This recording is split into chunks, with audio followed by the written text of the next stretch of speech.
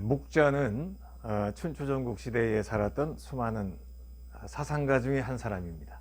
굉장히 오래전, 지금으로부터 2,400~500년 전, 오래전의 사람이죠. 근데 이 묵가 사상은 그 전국 시대쯤에는 굉장히 지지자가 많았다고 합니다.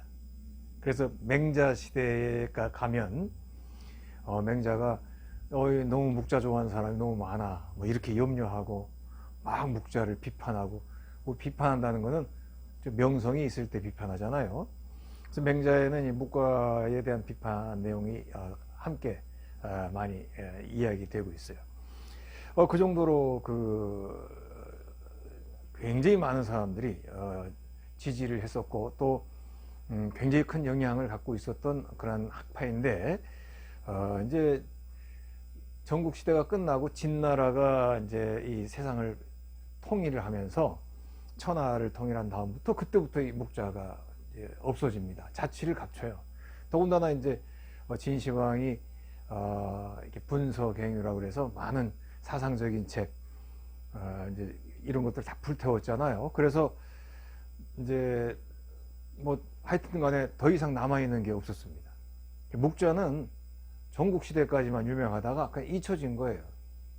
그런 사상가가 있었다, 요 정도만 이제 알고 있었고, 또 맹자에 나와 있고, 또 다른데 이제 간접적으로 좀 이렇게 얘기가 되니까 이제 그런 사상이 있었다만 알 뿐이지, 뭐 전모를 이렇게 알 수 있는 여건이 없었습니다.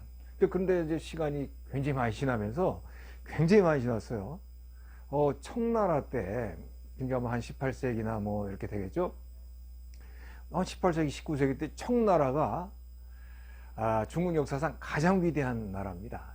지금도 중국 사람들이 청나라가 만주족이잖아요. 그래서 은근슬쩍 청나라를 비하해요. 우리는 한족이고 저쪽은 만주족이야. 그렇지만 실제로 중국 역사를 보면 한족이 이렇게 지배했던 기간이 얼마 안 돼요. 그리고 중국 영토 자체가, 한족이 지배했던 영토는 황하를 중심으로 해서 그 일부분일 뿐이지, 다른 족들의 영토가 훨씬 더 넓습니다. 자기들 편리할 때만 한족을 이용하는 거죠. 근데 중국이 이제 명나라 때만 해도 지금 영토보다 훨씬 작았어요. 뭐 한 4분의 1, 뭐 이 정도 크기밖에 안 됐습니다. 3분의 1, 4분의 1 정도. 근데 청나라가 중국을 통일하면서 청나라가 강하게 되면서 저 서역까지, 또 저 북쪽 러시아 쪽까지, 또 그리고 이 남쪽 우리 한국도, 조선도 이제 또 침입해 들어왔잖아요. 그래서 청나라가 영역으로 중국 역사에 큰 기여를 했고, 굉장히 넓게 만들어 주었고, 더 중요한 것은 사상적으로 청나라의 학문이 굉장히 융성해서 그 고증학이라고 합니다. 많은 학문들을 다 끄집어내서 연구를 하고 실제적으로 이렇게 활용할 수 있는 학문들로 만들었어요. 근데 그런 한 18세기, 19세기 당시에 청나라에서 바로 이 묵자 책을 찾아낸 겁니다. 그러니까 이게 이제 다른 데 책에 섞여서 정체를 드러내지 않고 있었죠. 그러니까 뭐 도가사상 책이라든지 이런 책 속에 순견이 있었는데 아무 연구를 하지 않았어요. 그래서 이게 18세기, 19세기에 처음 뭐 1000몇백 년 동안 2000년 가까이 뭐 이제 땅속에 있다가, 땅속은 아니지만 하여튼 묻혀 있다가 알게 된 것이죠. 그래서 아직도 묵자를 제가 공부하고 싶어도 이렇게 보면 좋은 책들이 별로 없습니다. 묵자가 아직 어렵거든요. 그래서 이제 아주 어려운 청나라 말기의 학자가 이제 간행한 묵자간고라는 책이 있는데, 그건 굉장히 어렵고, 그 외에는 이렇게 볼 수 있는 것들이 많지 않습니다. 이제 아직도 연구 단계라 이제 그렇게 봐야 되겠죠. 지금 읽어보면은 이렇게 번역이 나와 있어도 무슨 내용인지 모르는 경우도 많아요. 저도 여러 번 반복해서 읽어봤는데 아직도 이해가 안 되는 부분들이 많습니다. 근데 어쨌든 중요한 것은 묵자는 굉장히 중요한 사상이었다, 이제 이렇게 얘기할 수 있겠습니다.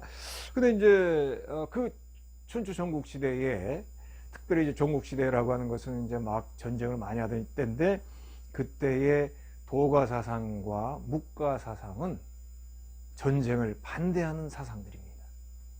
다른 사상들은 주로 전쟁을 이렇게 하면 잘 이긴다, 나라를 이렇게 정치해야 나라가 강성해진다, 부국 강병 이런 걸 많이 주장했잖아요. 묵자하고 도가는 전쟁을 철저하게 반대했습니다.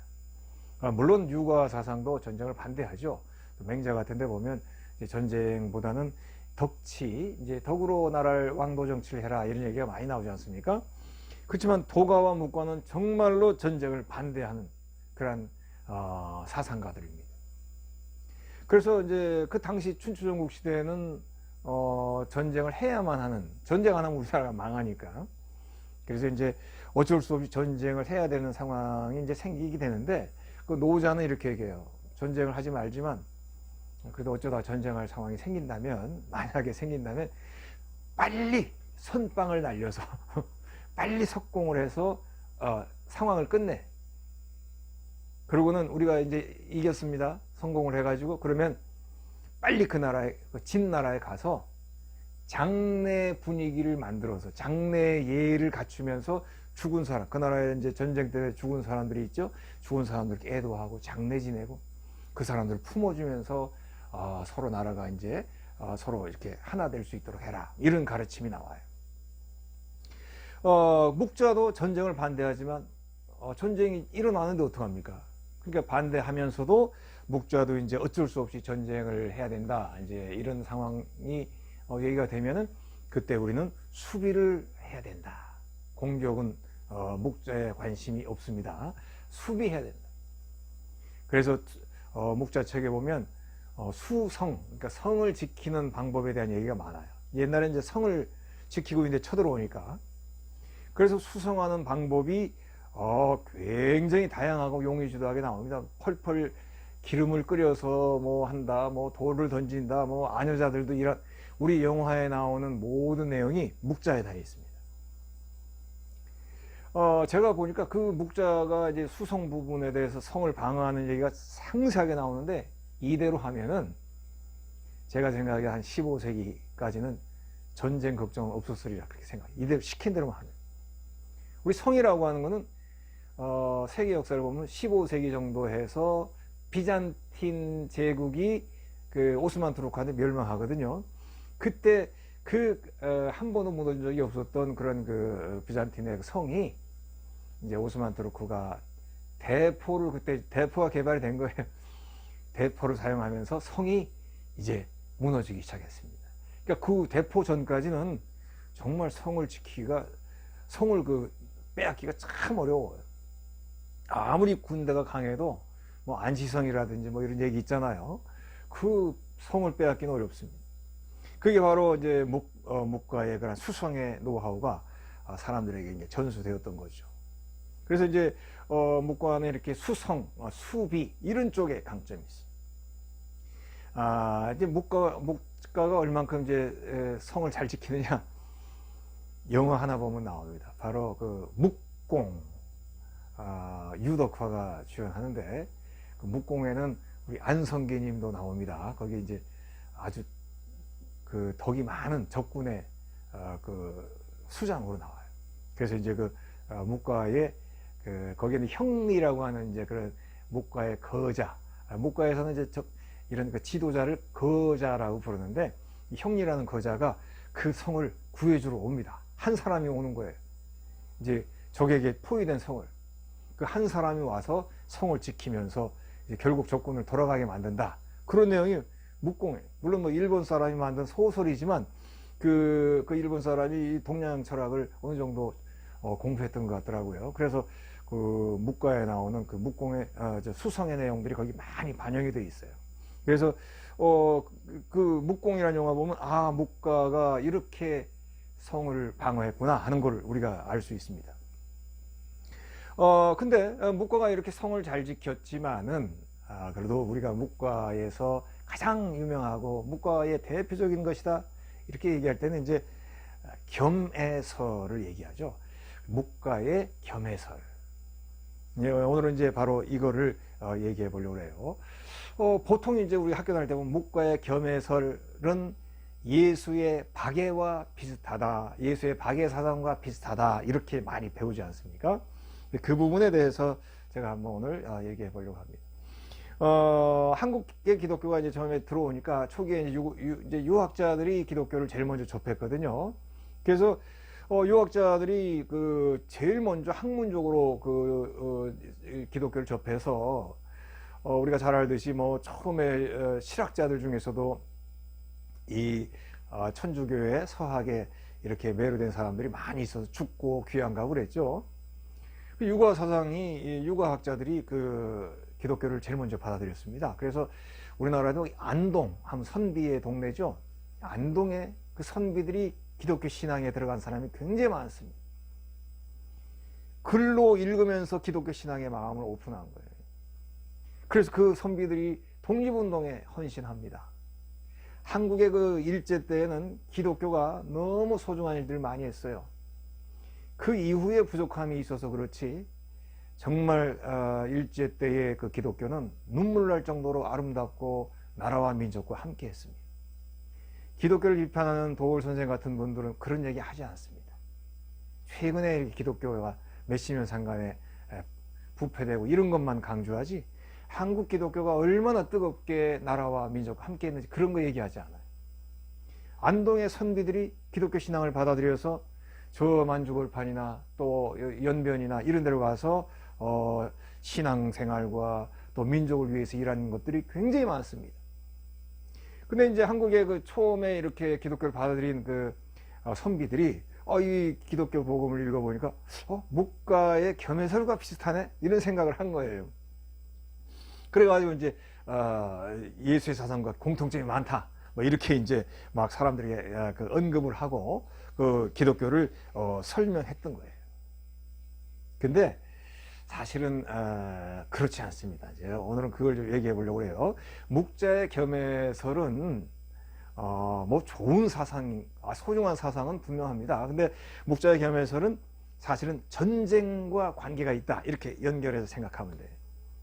무슨 말이냐면 전쟁을 안 할 수 있는 수많은 방법, 또 전쟁에서 이길 수 있는 수많은 방법 이런 걸 연구했던 사람들이 춘추전국시대 제자 백가들이거든요. 근데 묵자는 바로 그 춘추전국시대 그 전쟁 많이 할 때에 겸해설이라는 거를 강조하면서 겸해설을 잘 활용하면 전쟁 안 하고도 사람들이 행복하게 살 수 있다는 거를 가르쳤던 사람이죠. 그래서 이제 겸해설, 이제 묵자의 책에 보면 겸해설에 대한 얘기 쭉 설명이 나옵니다. 그 이제 보통 이제 우리가 잘 아는 겸해설, 사랑을 잘 한다 이런 뜻이잖아요. 근데 그 내용을 실제로 읽어보면 조금 우리가 생각하는 거랑 약간 달라요. 겸해설은 이런 내용이에요. 만약에 우리나라 백성만 사랑하고 옆에 나라 백성은 사랑하지 않으면 어떻게 됩니까? 전쟁이 나는 거예요. 우리나라 백성은 한 명만 죽어도 벌벌 떨고 옆에 나라 백성은 수많은 사람이 죽어도 눈 하나 깜짝 안 한다. 전쟁이 나는 거죠. 그런데 우리나라 백성이 한 명 죽어도 눈물이 나, 옆에 나라 백성이 한 명 죽어도 눈물이 나, 전쟁할 수가 없죠. 여러분 지금 이 땅에 전쟁 일어나는 곳 보세요. 막 죽어나가지 않습니까? 상상을 초월한 숫자가 지금 전쟁에 희생되고 있어요. 21세기에 그래도 자기 나라가 아니면 감각이 없습니다. 이게 묵자가 2500년 전에 이런 생각을 했던 거예요. 그래서 묵자가 이렇게 얘기해요. 도둑놈이 있는데 이 도둑놈은 왜 도둑질을 할까? 우리 식구만 사랑하니까 우리 식구 먹이려고 남의 집에 가서 담을 넘어가지고 남의 집 물건 훔쳐와서 우리 식구를 먹여. 뭡니까? 우리 식구만 사랑하니까 도둑질이나 강도질을 할 수 있는 거예요. 근데 역으로 우리 집 식구 사랑하고 옆에 집 식구 사랑하면 도적은 없어집니다. 전쟁도 마찬가지죠. 우리나라 백성도 사랑하고 옆에 나라 백성도 사랑하면 전쟁할 수가 없어요. 우리나라 백성도 사랑하고 이웃나라 백성도 겸해서 사랑하면 전쟁이 없어진다. 그래서 그 겸해라는 말은 겸해서 사랑한다. 나만 사랑하지 말고 옆에 나라도 사랑하지. 물론 예수님의 사랑과도 비슷하지만 예수님의 사랑은 좀 결이 달라요. 나도 사랑하는 건 나만큼 나의 사랑과 남의 사랑을 겸해서 해라. 즉 목자의 겸해서는 뭐냐면 전쟁 없이 지낼 수 있는 가장 쉬운 방법이 바로 나도 사랑하고 옆에 있는 나라도 사랑하자, 그런 겁니다. 그러면은 전쟁할 수 없죠. 그래서 목자의 겸해서는 나도 사랑하고 옆집도 사랑하고 우리나라도 사랑하고 옆에 나라도 겸해서 사랑하게 되면 전쟁이 없어질 수 있다. 이런 아주 그 구체적이고 실질적인 방법을 얘기해 준 거예요. 그래서 풍우란이라고 하는 중국 철학사, 이제 유명한 학자죠. 그 풍우란은 이제 서양의 방법으로 동양 사상을 이해하고 소개하고 설명한 사람이죠. 우리나라도 도올 김영호 선생 같은 경우가 서양에서 배운 용어를 가지고 문자를 쓰면서 동양 사상을 설명합니다. 근데 서양에서 사용하는 용어는 뭐냐면 서양 사람 나름대로 동양 사상을 공부하려고 이해했던 용어들이거든요. 뭐 in을 virtue라고 번역한다든지 뭐 이런 식으로 여러 가지 그 서양에서 소화해낸 그 용어입니다. 그거는 우리가 사실 굳이 중요하게 배울 필요가 없죠. 물론 서양 사람들에게 우리의 것을 설명해 줄 때는 그런 용어가 필요하지만 굳이 그걸 가져와 가지고 우리나라 사람들한테 일부러 설명할 필요는 없어요. 한때 그 도올 선생님이 그렇게 막 영어를 써가면서 용어를 써가면서 동양 사상 강의하니까 굉장히 매력적으로 보였던 적이 있습니다. 우리나라가 영어 컴플렉스가 있으니까. 근데 어쨌든 그 풍우란도 그 서양적인 용어를 가지고 이제 동양 사상을 이렇게 설명을 많이 했는데, 그때 풍우란이 묵가 사상을 어떻게 설명했냐면, 묵가 사상은 바로 공리주의와 비슷하다, 그렇게 서양 사람들에게 설명해 줬어요. 무슨 말이냐면 공리주의는 우리가 잘 알듯이 최대 다수의 최대 행복, 이런 말이 있지 않습니까? 그래서 이제 공리주의의 목적은 뭐냐면 가장 많은 사람이 그래도 행복할 수 있도록, 최대한 한 명이라도 행복하고 공평한 삶을 살 수 있도록. 만약에 여기 한 명이 희생되면 행복해, 여기는 100명이 희생이 돼야 행복해, 그런 여건이 있다면 한 명이 희생할 수밖에 없죠. 100명을 위해서. 이게 공리주의예요. 공적인 이익을 위해서. 더 많은 사람들이 행복하려면 작은 수는 어느 정도 그래 우리가 이렇게 넘어서야 된다. 뭐 이런 것들이 공리주의입니다. 그래서 서양의 용어로 보면 풍우란의 말에 의하면 묵가 사상은 공리주의다. 즉 뭐냐, 전쟁을 없앨 수 있는 여러 가지 실질적이고 구체적인 방법 중에 하나다. 공리주의적인 방법 중에 하나라는 거예요. 그래서 목자의 겸해설은 프랙티컬, 실질적으로 필요하고 아주 유용한 그런 아주 쉬운 방법이에요. 내가 얘를 공격하지 않는데 얘가 나를 공격할 일이 별로 없습니다. 물론 악인들은 공격합니다. 그러니까 평균적으로 내가 서로 사랑해주고 나도 사랑하고 얘도 사랑해주면 싸움은 거의 일어나지 않죠. 이제 우리가 예수님의 어떤 그 사랑을 한번 얘기해 볼까? 예수님의 사랑은 어떤 공리주의적인 개념하고는 거리가 멀죠. 전쟁 안 하려고 하는 사랑하고는 좀 거리가 좀 멀죠. 예수님의 사랑은 뭡니까? 그냥 무조건적인 사랑, 이렇게 얘기하죠. 물론 그것도 말로 설명하기 힘들지만 어쨌든 예수님은 이렇게 이웃을 내 몸처럼 사랑하라 그랬잖아요. 그런 거. 또 원수를 사랑하라. 이게 어렵잖아요. 저 같아도 원수가 말이죠, 저한테 정말 내가 미안해요 이러면 저도 용서할 수 있습니다.